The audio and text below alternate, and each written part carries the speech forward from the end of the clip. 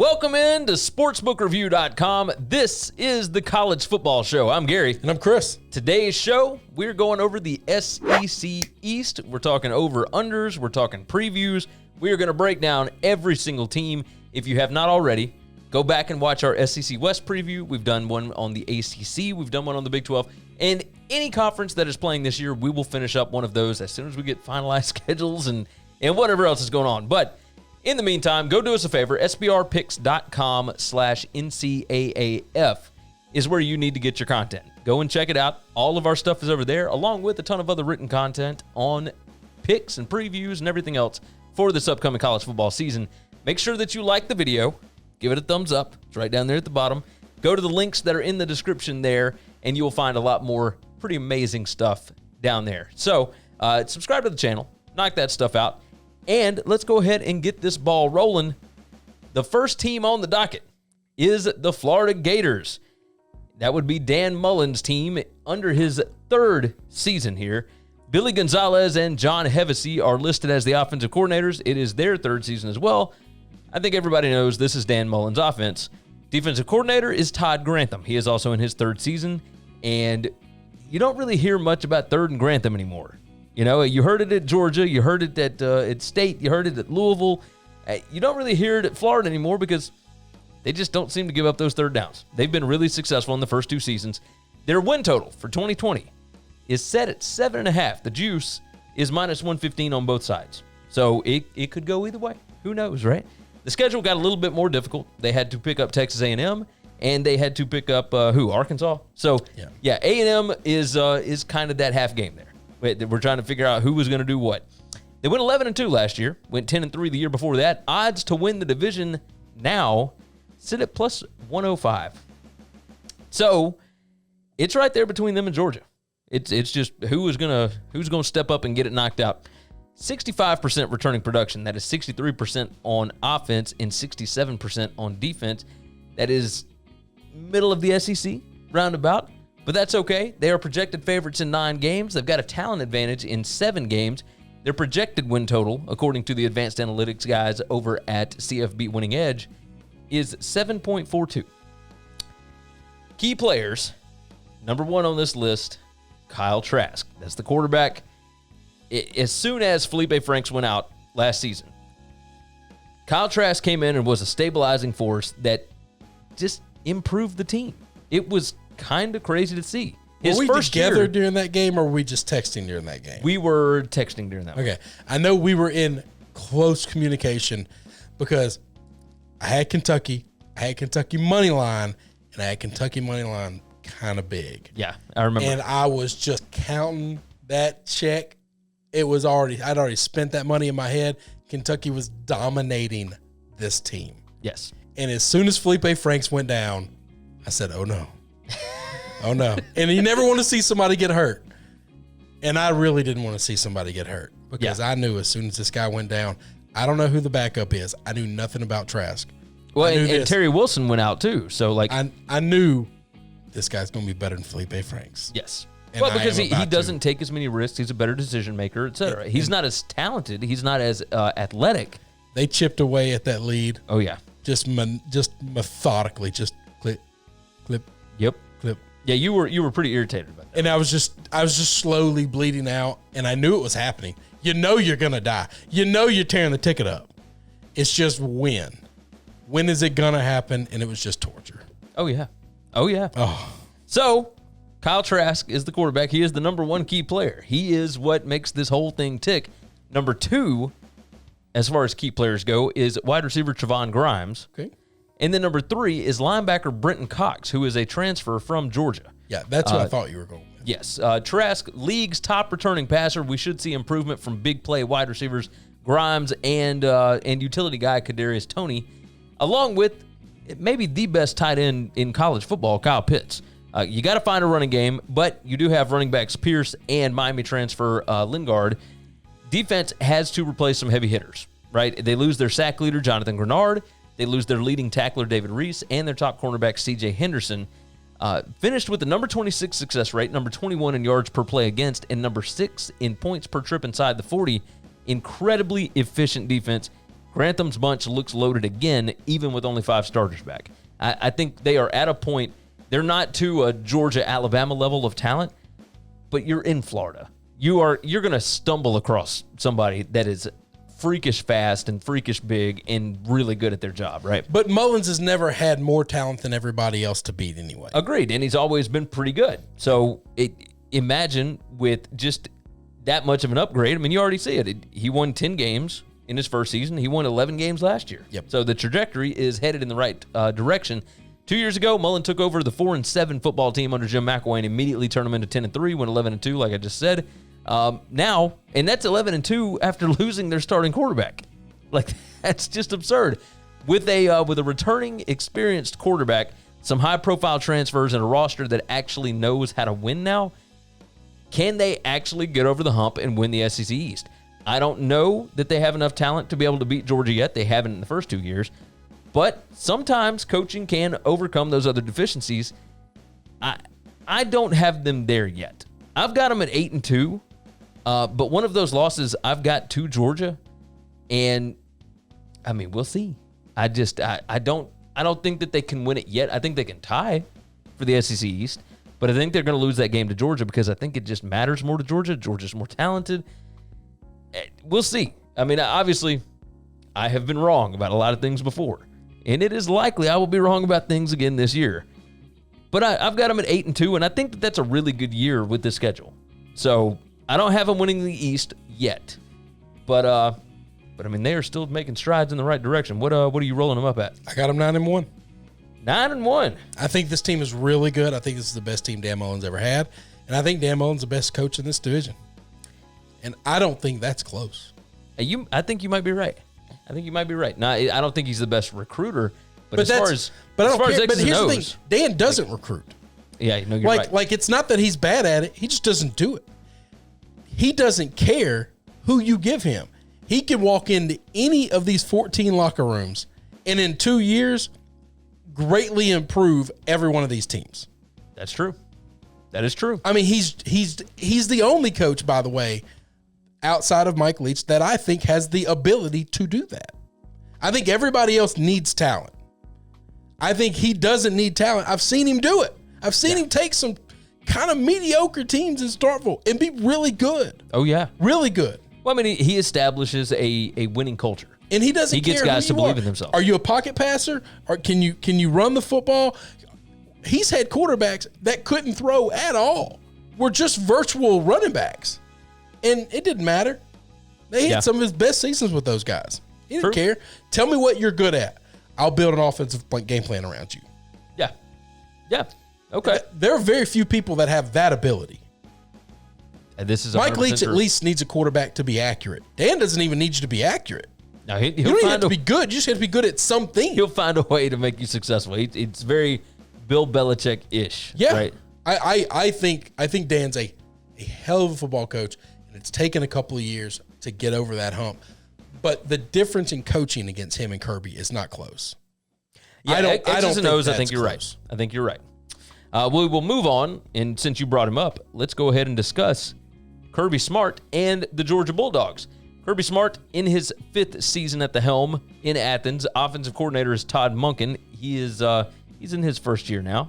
They had 1 year with James Coley and pull the plug, get out of there. Jake Fromm goes to the NFL. We're going to bring in new guys, et cetera, right? So the offense swapping over. Defensive coordinator Dan Lanning, complete unknown last season.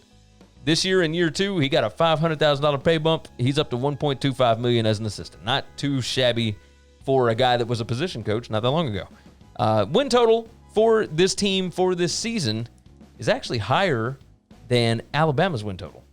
They've got them at 8.5 over at betonline.ag. And the over is -130. The under is +110. 2019 record, they went 12-2. 2018, they went 11-3. Their odds to win the SEC East sitting at -140 as we record right now. Returning production, 65%. Not great. Offense, even worse, 50%. Their defense, however, 80% returning production. Whew. I mean, it is bananas. Talent advantage, 9 games. Projected favorites in 9 games. Their projected win total is 7.87. So there are some games that are toss-ups, whatever, in there. But, that's the advanced stats here. Last year's offense was not completely awful under quarterback Jake Fromm and coordinator James Coley, but it was obviously time for a change. They ranked number 46 in yards per play, number 49 points per drive inside the 40, and number 61 in total offense per game in 2019. Even with an incredible defense, you are bound to run into a game that is going to become a shootout at some point in today's game. And you got to have the ability to put up points quickly. And they just did not have that last year. It was brutally obvious in the LSU game. That's the only team they played all year that was a great offense. Yeah. Yeah. And their schedule set up really well last year. Yeah, they played nothing but bad offenses, and that defense looked elite, and the offense didn't have to be very good. They played one good offense, and that offense beat the hell out of them. Yeah. So that leads way to new coordinator Todd Monken, who was at Southern Miss, who was at Oklahoma State, who was in the NFL, he has kind of a wide open look at things, right? So he can get those explosive plays that they have been missing. And they are bringing in new quarterbacks, Jamie Newman from Wake Forest and JT Daniels, USC transfer, who, by the way, is still not medically cleared to play from that torn ACL last year. So everybody was wondering who's going to win the job.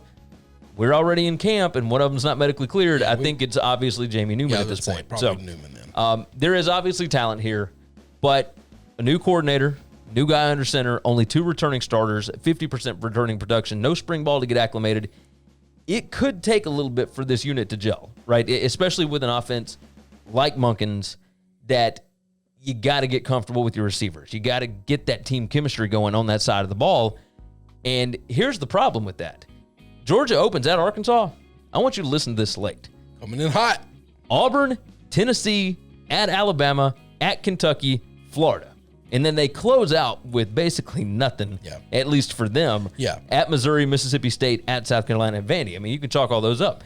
But your second game of the season is Auburn. Getting nasty quick. Yeah, and then Tennessee, Bama, Kentucky, and Florida. Those are all losable games. Yep.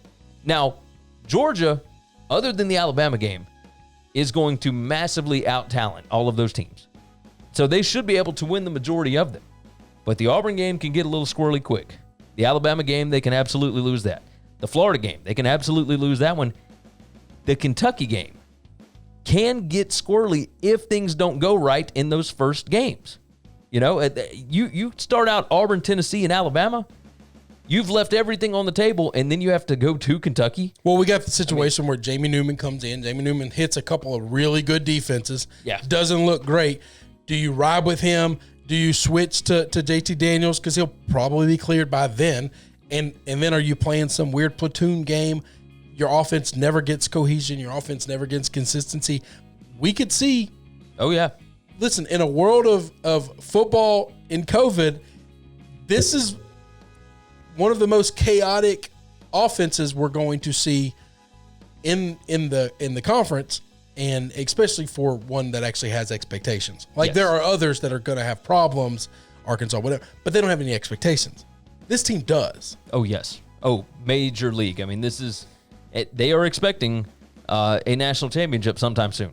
80% returning production, by the way, for the defense is absolutely absurd, especially a defense that finished number 5 in success rate, number 2 in yards per play against, and number 1 in points per trip inside the 40. Dan Lanning used 25 players regularly last season. I mean, that is a hell of a rotation.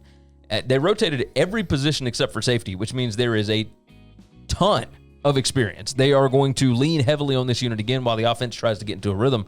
It is the first year that there is not a single holdover from the Mark Richt era, so it is completely Kirby's team at this point. He has had recruiting classes ranked number 3, number 1, number 2, and number 1 at 247 in the last 4 years.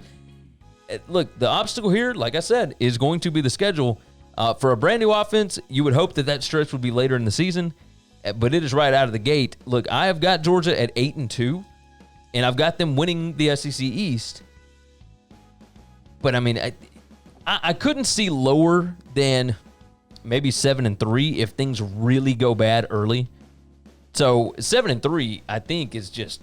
Even that would be a complete colossal disappointment. Well, it would be a disappointment, but I mean, you gotta see it for the window that it is. Yeah, I mean, this year is just going to be nuts. So I think 7-3 is the absolute floor. I think the ceiling is is 10-0. They turned Jamie Newman into what Joe Burrow was last year, and nobody sees it coming, especially right out of the gate. So these other teams where their defenses may not be as good yet, they still have to gel.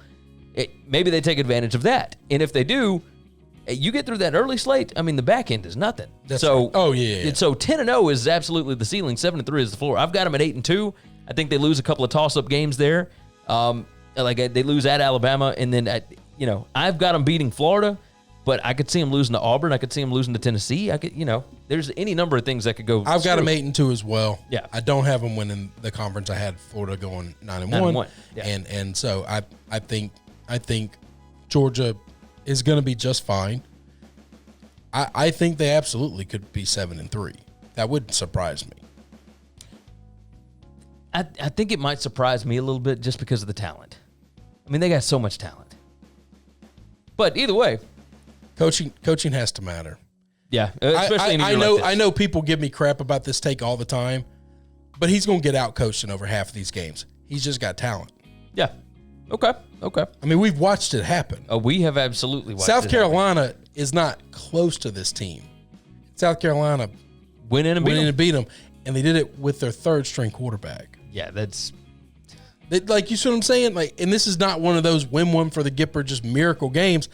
They kind of controlled the game. I mean, they controlled the game from the line of scrimmage. They controlled the game all over the place. South Carolina only scored 20 points, and they went in Athens. And they went in Athens, and they kind of went into overtime. But it took a gimme pass interference call for Georgia even to get into field goal range to even get them into overtime. Yeah, and so you're right. You are right. Here, let's go ahead and move on to another one of those really good coaches. That'd be Mark Stoops and the Kentucky Wildcats. He is in his 8th year at the helm there. I think he kind of likes it in Lexington. I think he kind of likes it there. Offensive coordinator is Eddie Gran. He's in his 5th season. Darren Henshaw is the co-offensive coordinator. Defensive coordinator is Brad White. He's in his 2nd year. Win total is 5. And the over is -145. The under is +115. I was a little bit shocked by that. Like a lot of juice on the over, so they kind of expect 6 as opposed to 4. And I just, let's look at this. They're projected favorites in only 3 games. Their talent advantage is only in 2 games. I was just about to say, it's got to be less than that. And their projected wins, according to the advanced metrics, is 4.02. So, projected wins is even higher than your talent advantage by like 2 games. It says a lot about your coaching staff here, but the fact that the odds are 5 games here, I will say this. In a conference-only schedule, for the last 4 seasons, Kentucky is 16-16 in the SEC. Like this year, the schedule makers didn't do them any favors. Nope. The 2 games they got added were Alabama and Auburn. Yeah, it's not good. And they opened with Auburn. So that's tough. So with that said, 5 is their win total. They went 8-5 last year. They went 10-3 the year before that. Their odds to win the division are plus 1,400. There is nothing I would love to see more than to see Kentucky win an SEC East championship right now. But, we'll see. Returning production, 73%. That's number 2 in the SEC. Offense is 68%. The defense is 78%. It's right there behind Georgia. It's number 2 in the league. Again, like I said, projected favorites in 3, talent advantage in 2, and 4.02 projected wins per our guys over at the CFB Winning Edge. Key players, linebacker Boogie Watson. This guy's stats last season were comparable and almost identical to what Josh Allen's were the year before he broke out. So keep an eye on this guy. I mean, he is unbelievable. Left tackle Landon Young and defensive end Josh Paschal. Their lines are ridiculous. Stoops built a ridiculous offensive and defensive line here. I think Kentucky might have the best offensive line in the country. Wow. That's talking about cohesion. That's talking about in talent as well. I mean, he got some dudes on that offensive line. Last year's offense was absolutely built on the fly after losing quarterback Terry Wilson early. Then they found out that Sawyer Smith could not handle the job. They eventually landed on wide receiver Lynn Bowden Jr. to take the reins. Coordinator Eddie Gran somehow still got them to the number 39 yards per play offense in the country. Just an amazing coaching job. Just unbelievable. Just a clinic on how to make, chicken salad out of chicken shit. Oh, absolutely. This year, they would like to incorporate a little more of the passing game, keep some teams honest and whatnot. But, I mean, they were the number 4 rushing offense in the country last year, and number 127 That's a little bit passing. because of the way the offense went, though. Well, yes, absolutely. We don't think they would have been number 4 had their starting quarterback got hurt. No, agreed. That's what I'm saying is that they were playing a wide receiver at quarterback, and they just let him run the ball. They just let him run the ball. And they gave it to the running back. Wildcat all day long. Yeah. If Joey Gatewood somehow gets eligible before the season, he will add a whole nother level of intrigue to that quarterback room. Because right now, I think it's Terry Wilson that's going to be the quarterback. Yeah, I think Gatewood so, has not been approved or has not been ruled eligible yet, which is just absurd because he transferred in December. Like, what are we doing? What are we doing, NCAA? Linebacker Boogie Watson is the leader of the defense. His junior stats, like I said, look a whole lot like Josh Allen's before his breakout season. Overall defensive numbers were not as great as you would think last year. Number 50 in success rate, number 39 in yards per play against, number 78 points per trip inside the 40, but their secondary, which returns 3 starters, was number 2 in the country in passing yards per game. They held up pretty well there. Scoring defense was number 14 at 19.3. Total defense was number 21 at 324.6 yards per game. Ranking low in the efficiency stats did not seem to really affect their major overall stats. And when you got 78% returning production, I would expect another massive year here. His first season, Stoops' first season, he went 2-10. He has now gone 31-20 over the last 4 seasons. But again, like I said, he's 16-16 in the SEC over the last 4 years. If you follow the trends, it looks like 5-5 is the right thing, and I've got down 5-5. Now I don't know who they're going to beat and who they're going to lose to because it's weird every year. They beat somebody they're not supposed to beat. They lose to somebody they're not supposed to lose to, and it's just nuts. But they have got this insanely tough-nosed culture there that it is a team that nobody wants to play. Yep. I love what Stoops is doing there. So you doing the same thing? Are you 5-5? No, I got them 3-7, and I know here's the thing. This is one of those where this is what I think. I don't like it. I don't think it's right, but I've felt this way about teams before, and it's kind of turned out better than I thought when I was afraid. I just think their schedule is really hard. I think here's the thing. I think I'm biased towards Mississippi State. That hurts. I think Tennessee is going to be much improved, so I got to give that nod. I can't see them. I mean, I guess anything could happen, but they get Auburn, they get Alabama, they get Florida, they get Georgia. I'm trying to find a win here. Well, I mean, so they've got Ole Miss, they've got State. Now both of those are at home. They've got at Missouri, they got Vandy, they got South Carolina. So I basically have them losing to State. Yeah, you got them losing to State, and then all the teams that I think are better than them. Yeah. I mean, okay, that's not true. I have a couple of coin flip games that I just don't know how they're going to go. Yeah. Now, here's the thing, though. I think your coin flip games are different than mine because I could 100% see them beating Auburn in week 1. See, I don't see that as a coin flip. But that's the thing. I think it's a coin flip because they do this all the time. The Florida game, I've got as a bit of a coin flip, if only because they give Florida fits every year. Tennessee is a coin flip game to me because they do the same, and this is the difference. If that's the case, then they're going to be way closer to 5-5. Yeah, way closer to 5-5. And that's why I've got them at 5-5 100%. because I could see them losing to Missouri the same way that I could see them beating Tennessee. I could see them losing to South Carolina the same way that I could see them beating Florida.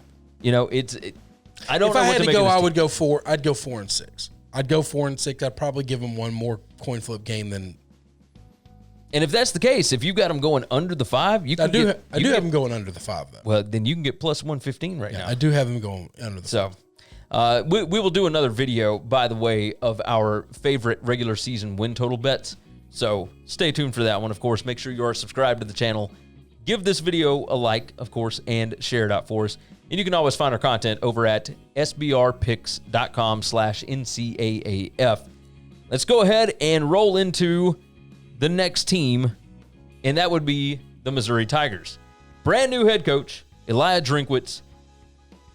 First year on the job and only his second year as a head coach. He was only at App State for 1 year. He brought in offensive coordinator Curtis Looper who he knows through his time with Gus Malzahn when he was a quality control assistant at Auburn. Defensive coordinator is Ryan Walters. Walters has been there for 5 years now. He was retained on the staff. They did really good stuff on defense last year. He was Barry Odom's defensive coordinator. Drinkwitz came in and said, I only give a crap about the offense. You just keep doing what you're doing on defense, and we're going to help you out the best we can, right? Win total for this season, 2.5. 2.5, and the over is minus 140. So, yeah, the under to go under 2.5 wins is plus 110. So they are expecting 3 as opposed to 2, which is fine, I guess. I'll go ahead and tell you. I've got them at 3. So I've got them 3-7. But, look, 53% returning production is not great. But I don't think any of this stuff matters this year for them. I mean, it's a first-year coaching staff that had no spring, that's bringing in new quarterbacks, that's all kind of stuff. They're projected favorites in 3 games. Their talent advantage only in 1 game. 1 game. However, their projected win total per the advanced stats is 3.93. Now, their best player is linebacker Nick Bolton. Number 2 on their key players, running back Larry Roundtree. Number 3 wide receiver is Jalen Knox. Drinkwitz, known for his offenses. He was an offensive coordinator at Springdale High School. He was brought on as an offensive quality control coach at Auburn when Malzahn was the OC. He followed Malzahn to Arkansas State. From there, he went to Boise. He went to NC State as an offensive coordinator. Finally got the call up to be a head coach at App State last year. He's had fantastic offensive numbers everywhere that he's gone and went 13-1 as a head coach at App State last year in his only year. His new OC, Looper, was a recruiting coordinator at Auburn. His first OC job was a co-OC job at TCU last year. Here's the deal. Looper is not going to be the offensive coordinator. Looper is going to be the recruiting guy. But he's got the offensive coordinator title. Drinkwitz is going to be the OC. That's just the way this goes. Former TCU quarterback Shawn Robinson. You remember all them fumbles? You remember all them interceptions? Yep. Looks like he's going to be the guy. He followed Looper to Columbia from TCU. Looks to be the quarterback front runner this year. They have got a ton of work to do on that side of the ball. Hey, look, you got 2 great wide receivers, Knox and Hazelton, who is a transfer from Virginia Tech. You got a great running back in Larry Roundtree. So you've got like a base to build with, like some pretty good skill players.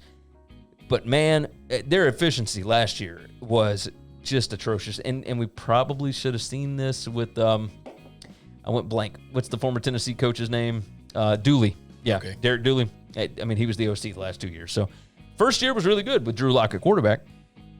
Last year, number 83 in the country in success rate, number 99 yards per play, number 106 in points per trip inside the 40. They could not do anything last year. Defense only returned 64% production. They got 7 starters back, though, including, who I said, Nick Bolton. Drinkwitz retained the DC for his 5th season. Look, number 4 success rate on defense, number 18 yards per play, number 16 scoring defense, and number 14 total defense. Here's the thing, though. That was Barry Odom's defense. I mean, we all know that. So what all did Walters actually pick up? That's going to be the key, right? Can we keep that going? So the continuity, we would think, would pay off with the defensive players that are coming back. They're going to have to lean on that side of the ball until they get the offense figured out, and they haven't had any time to get acclimated to it.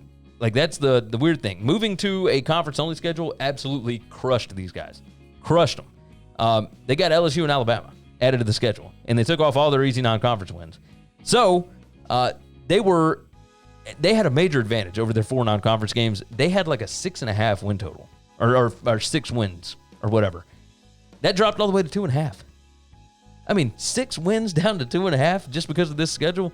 I mean, they're projected to win 3.93 games.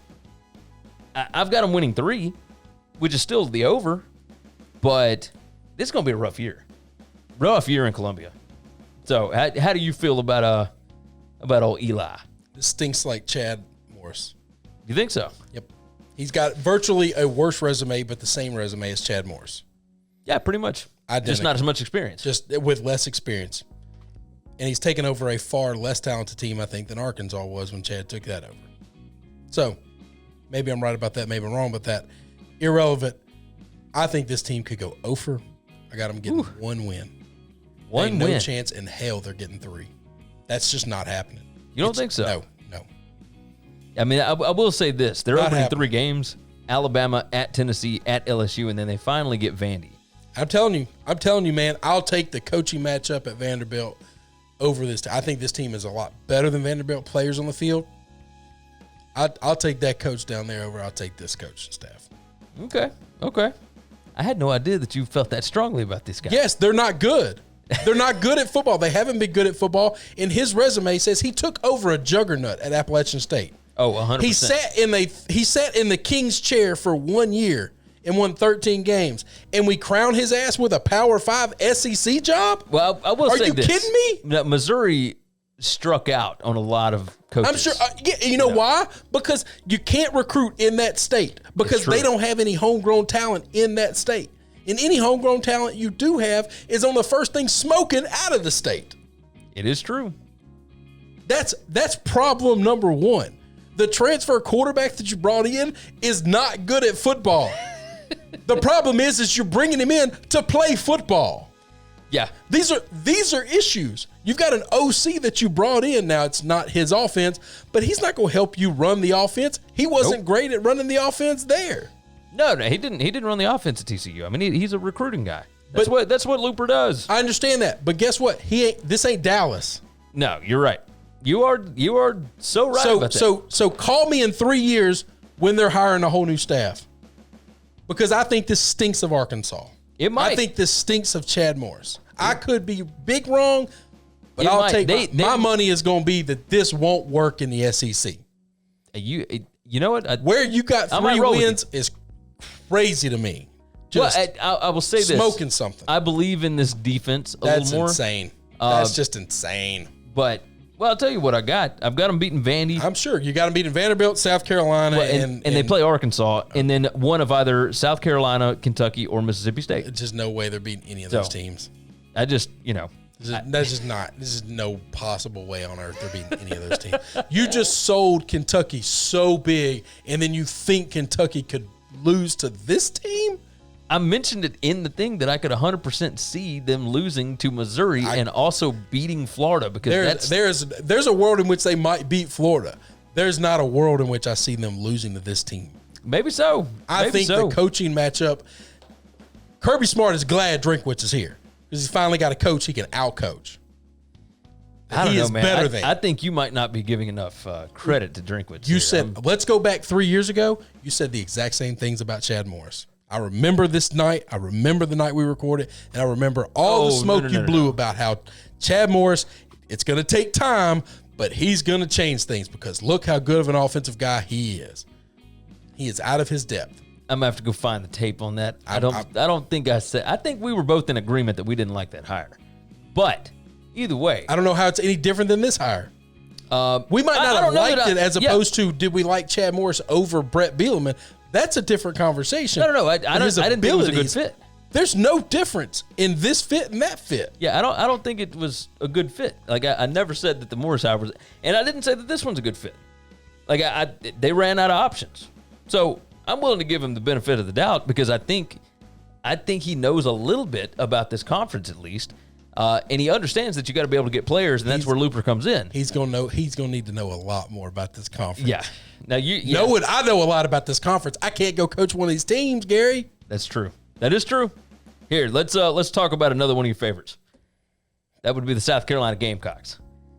Coach Boom, Will Muschamp, 5th season there. And he's now on his 3rd offensive coordinator. That would be Mike Bobo, former Georgia offensive coordinator and former Colorado State head coach. He has had some stuff follow him to Columbia from where is Fort Collins, right? Isn't that yeah? I think that either Colorado Springs or Fort Collins. Like I can't remember. Either way, Mike Bobo comes over from Colorado State. He was fired as the head coach there. He takes over as offensive coordinator. Defensive coordinator is Shawn Robinson. He is in his 5th season. Defense hadn't really been a problem there. I mean, it has been all offense. Win total is 3.5, and the over is -130. So things are looking a little better. Maybe a little better for the Gamecocks. Plus 110 is the under. Went 4-8 last year. Went 7-6 the year before that. Odds to win the division is plus 2,500. Look, 72% returning production. That is 3rd in the SEC. Offense, 72%, third in the SEC. Defense, 72%, that is fifth in the SEC. They are projected favorites in 2 games. They have a talent advantage in 4 games. And according to the advanced stats, projected wins are 3.61. Their key players here, quarterback J.C. Horn, left tackle Dylan Wadham, and I've got quarterback Ryan Helinski. He was injured a little bit last year. Now, remember, Jake Bentley went out first game. Helinski got thrown in there, thrown into the fire as a true freshman. He showed some promise, but let's not forget who transferred in, and that's Colin Hill. I was just about to say, they got a grad transfer that might end up taking that job. When he was the former Colorado State quarterback that did some pretty good things when he wasn't injured under Mike Bobo. So we'll see what works there. The offense last season, dreadful across the board. Number 96 in total offense, number 104 in scoring offense. That's 22.4 points per game. You can't win a lot of games scoring that. Number 102 success rate, number 108 yards per play, and number 114 points per trip inside the 40. They also lost cemented starting quarterback Jake Bentley in the very first game of the year. They had to rely on Ryan Helinski to lead the rest of the way. And even then, he still didn't get to play the rest of the games. I mean, we just talked about they beat Georgia last year with a third-string quarterback. So, even still, with all of the promising things that are there, as much returning production, whatever, they made a swap, and they brought in Bobo.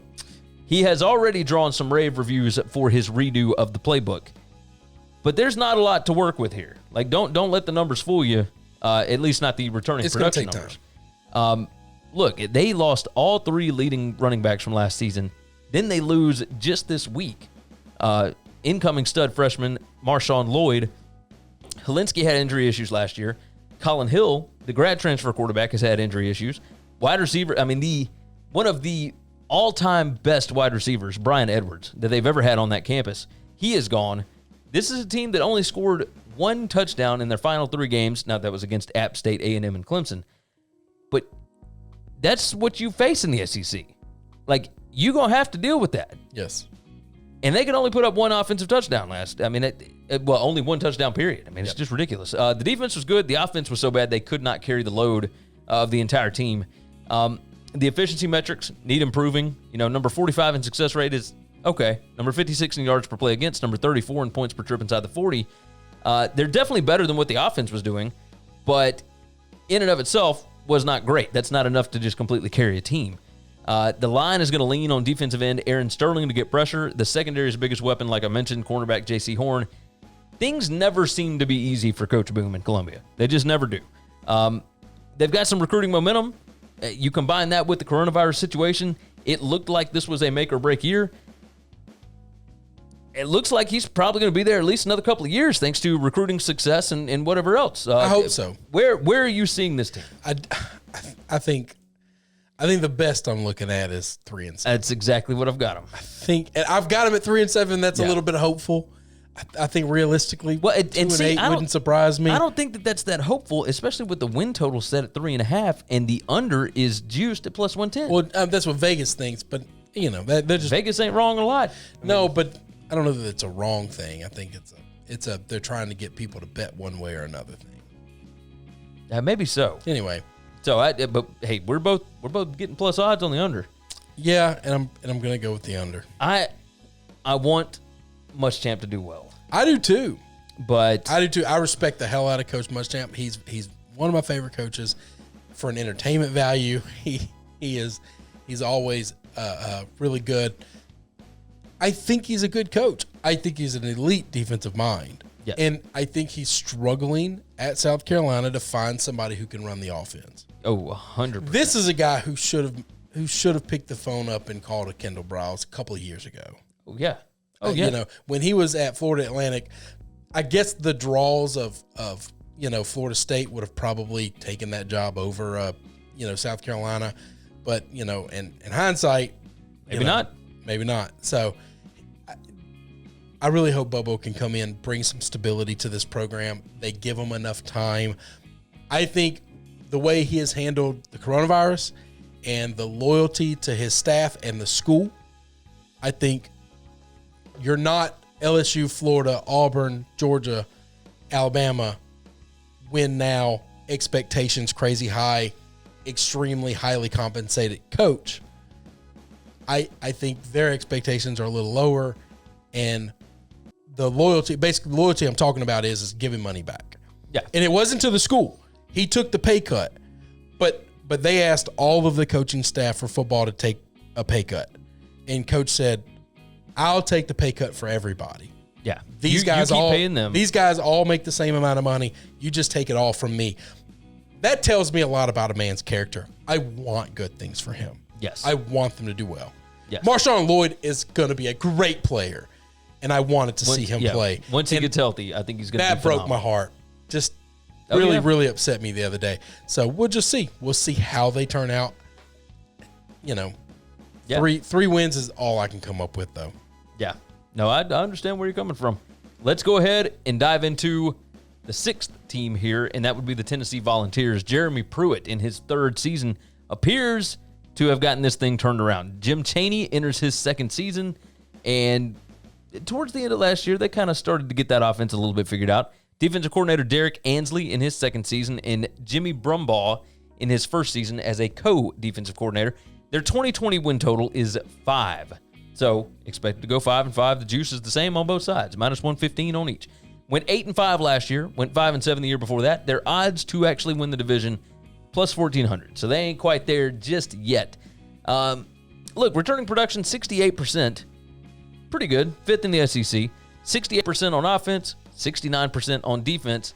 That is good for 6th in the SEC and 4th on offense. Projected favorites in 5 games. Talent advantage in 8 games. And that's what irritates Tennessee fans all the time, is that they have more talent, and they just can't seem to get them to play correctly for whatever reason. Their projected wins, this is going to blow your mind. For a team that has a talent advantage in 8 games, their projected wins are 4.35. They're not there yet. They're getting close. They're getting better. Key players, left guard Trey Smith, cornerback Bryce Thompson, defensive end Aubrey Solomon. I really wanted to put Jarek Garantano. I mess this up every year, I swear. Garantano, I believe. I wanted to put him on there, but you've also got like Brian Maurer. You've got, some other guys at quarterback that if he can't get it done, then they're going to toss somebody else in there. I mean, they did it last year. That's right. However, Jarrett, as I will call him, did well last year towards the end of the season. He finally started to kind of pick things up, but he is one of the more infuriating quarterbacks because you have seen him have flashes of brilliance. That's right. And then he makes boneheaded decisions sometimes. So, the Vols managed to win 8 games last year despite only averaging 24.2 points per game. And honestly, they only averaged 26.14 points per game in their last 7 wins. And that was during a 7-1 stretch to end the season. They were not an offensive juggernaut. They're going to have to fix that a little bit to compete with the big boys. Their major efficiency stats, number 92 in success rate, number 67 in yards per play, number 107 in points per drive inside the 40. They could not close the deal. They're going to have to improve this year if this team wants to build on last year's momentum. 68% returning production on offense, fantastic offensive line, several skilled weapons. And this, by the way, that offensive line, if they get Cade Mays, like I was talking about Kentucky having maybe the best offensive line in the country, this bunch has been together for a while. Yep. And they are super talented. And they are, really, really good. And you toss in Cade Mays, they're going to be nasty up there. They got several skilled weapons. None of that is going to matter much if they don't get better play from the quarterback position. Offensive coordinator Jim Chaney in his second season, I would think that a second year in that system is going to help everybody out. Again, you got to have improved quarterback play, period. The defense led the resurgence last year. They finished number 62 in success rate, number 25 in yards per play against, number 20 in points per trip inside the 40. It was even better late in the season. They did not allow more than 22 points in any of the last 6 games, and that was after allowing 29 or more in 5 of the first 7. With the defense returning key leaders, along with 69% production, they're going to be even more cohesive this year, which should lead to good things. Tough games like always with the SEC schedule. But they get Georgia the week before Georgia has to play in Tuscaloosa. They get Alabama the week after they play Georgia. That's a starting point. They get A&M and Auburn back-to-back in November. But they get to play Florida the last weekend of the season. Florida has to play Kentucky the week before. Tennessee has to play Vanderbilt. There's a big difference there. The Vol coaches could not ask for a better setup for the season. I think this is going to go a long way into showing whether or not Pruitt's bunch is ready to take that next step, I still think it is quarterback. Yep. It's just quarterback. How do you feel about the Vols here? I got them 5-5. That's exactly what I've got them at. And I think the ceiling would be 6. But I also think the floor would be 4. I don't trust their quarterback play. I want them to improve, but even with improvement, you're still facing really good But I think teams. that's an improvement. Yeah. Okay? That is an improvement because you've got to look at this schedule as opposed to a normal 12-game schedule. That's true. So I think they're going to be better. And I think, they're going to pull one big win off. I don't know where, but I think they're going to beat one of these teams that they probably shouldn't. And they might beat or they might lose to one of these teams that they probably shouldn't. That's how they get to 5-5. Because they're going to play 5 teams that they're better than, and they're going to play 5 teams that are better than them. Yeah, I think you're right. I think they're going in the right direction. You're right. The quarterback play is going to be Garantano, and if he's good enough, then maybe I'm wrong about the ceiling, and maybe they could be. But he needs to take a big step. Oh, he's got to make Joe Burrow-esque improvements. But here's the thing, Joe Burrow, in his 1 year as a starter at LSU, was not as bad as well. That's it. He has been. Joe was. He only put up mediocre numbers. He had only been there for like 3 months before the season started. Yeah. He had no offseason to practice with his team whatsoever. He literally gets to school, gets a couple of months of practice, and then they start the season. Yeah. Okay? And they're running an offense, and they really don't know what Joe can do, and they're kind of trying some different stuff, and they were still really successful, but not close to it. Then he has a full offseason. And Emzinger and those guys are able to say what these young, talented receivers can. They bring in a freshman like Chase and these other guys, and they like, we've got some talent here. And they start opening this box up. But it takes an offseason to do that. Yeah. Tennessee's had that offseason, but it's not really because of COVID. Right. And because of the way things have been the last 5-6 months, they're not going to have that luxury. Yeah, I agree. We both got them 5-5. I think they're going in the right direction. I think so too. I think this was the right hire. And we'll see. We will see. We have one more left in the SEC East preview. Make sure you go back and check our SEC West preview, et cetera, et cetera. Let's go ahead and dial into the Vanderbilt Commodores. Derrick Mason in his 7th season in Nashville. This is, I'm going to go through all the stuff, but man, this does not look good for Vanderbilt this season. They bring in a first-year offensive coordinator in Todd Fitch, right? He was at Louisiana Tech before this under Skip Holtz. Ted Roof is the defense coordinator, and he's been at Auburn and Duke and, all across wherever. When you're swapping out coordinators, that's obviously, okay, we're going to blame it on the coordinators one more time, and now we'll see what happens. The problem is you did not get a spring with them. You did not get a summer with them. That's right. And now you're trying to work them in the fall, and, it's just not good. Look, their win total at betonline.ag, which, again, go over to sbrpicks.com/NCAAF, and you'll be able to find odds and everything else over there. 1 is their win total. And the over is plus 125. Yep.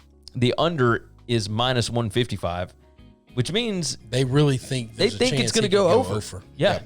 Yep. Look, they went 3-9 last year. That included a 24-point beatdown at home to, who was it? New Mexico State or somebody along those lines. New Mexico or something, UNLV. 2018 record was 6-7. They made it to a bowl game just 2 years ago. And everybody thought that last year was going to be okay because, they brought back Keyshawn Vaughn, the running back. They brought back wide receiver Kalijah Lipscomb. They brought back tight end Jared Pinkney. These were all, NFL possible guys that could have left early. They brought them all back, and this is what happened last year. Number 125 in scoring, 16.5 points per game. Number 123 in total offense. That's 299.3 yards per game.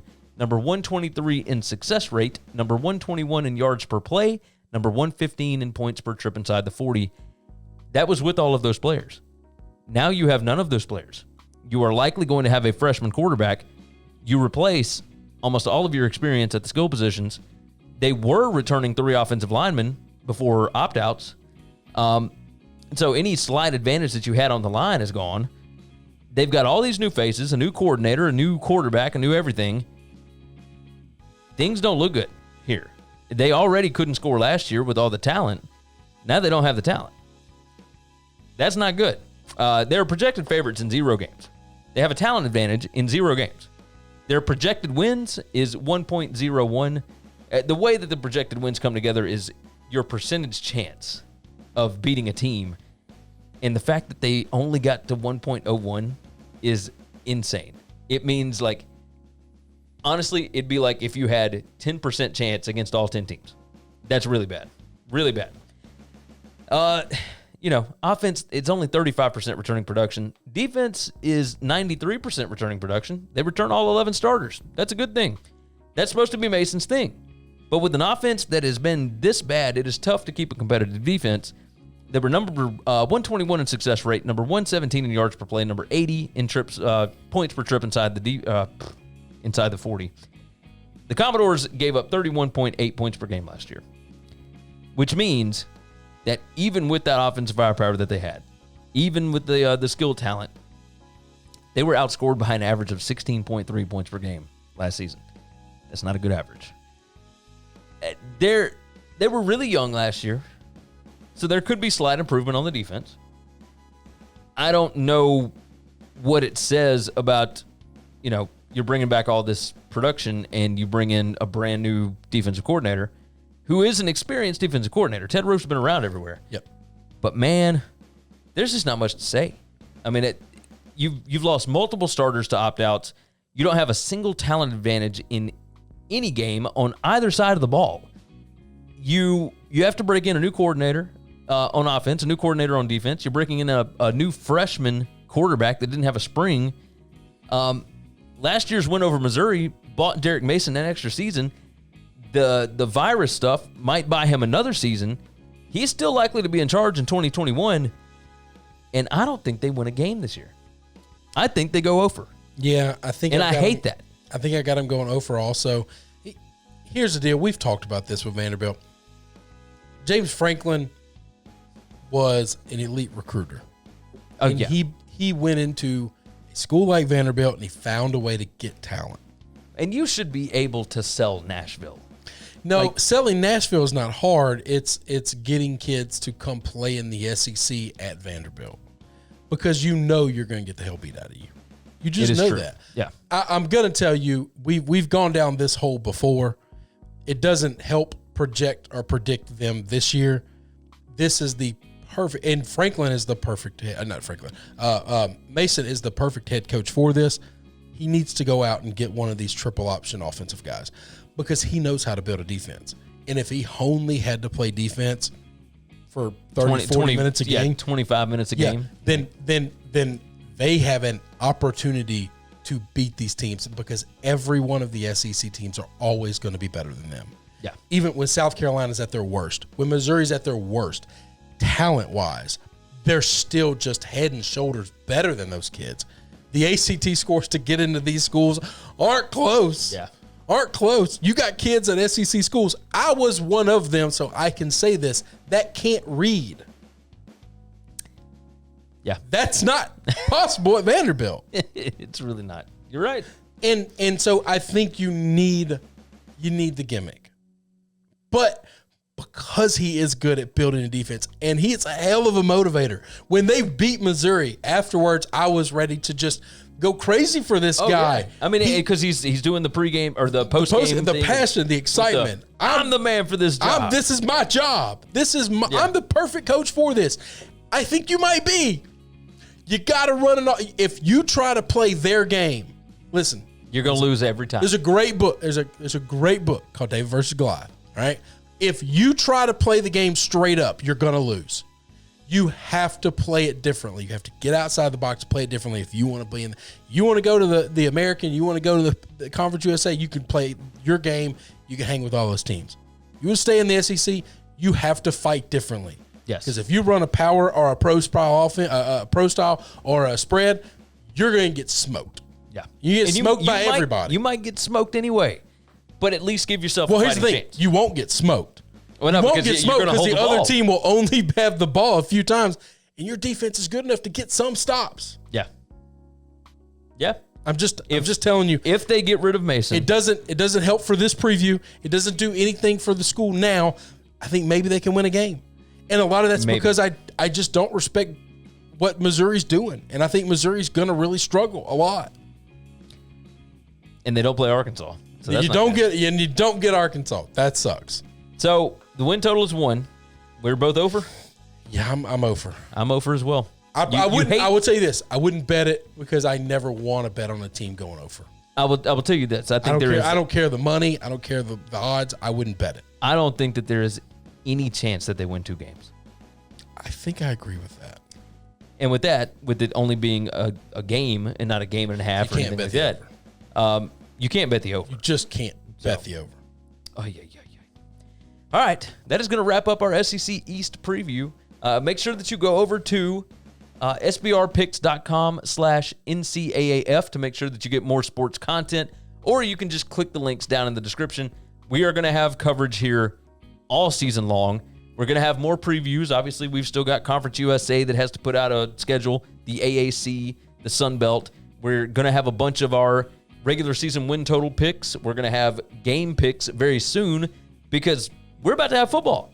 I mean, we're less than 2 weeks away at this point. So we're going to have some games. We're getting ready to knock these things out. Hopefully everything goes according to plan, and we will continue on there. Stay up to date on all of the content that SBR has for you. Like we said, sbrpicks.com/NCAAF. Go over there. Make sure that you like our video right now, right down at the bottom. It's a little thumbs up button. Do that thing. And make sure you are subscribed to the channel. For sportsbookreview.com, I'm Gary. And I'm Chris. And we will see you guys next time.